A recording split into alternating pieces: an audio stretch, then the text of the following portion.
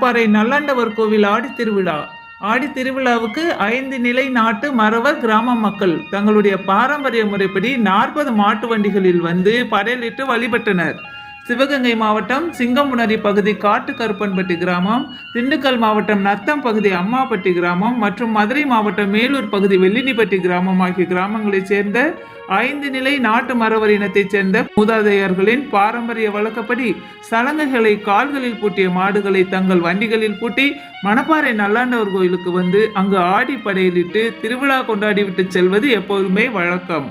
13 ஆண்டுகள் தடைபட்டு போன பாரம்பரிய ஆடிப்படையல் விழா நிகழாண்டு 40 நாட்கள் விரதம் இருந்த 3 கிராம பங்காளி மக்களும் பள்ளப்பட்டியில் ஒன்று கூடுகின்றனர்.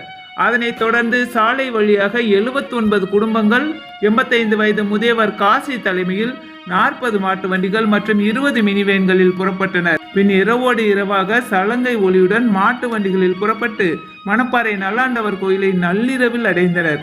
தங்கள் ஆடிப்படையல் விழாவினை சிறப்பாக கொண்டாடினர்.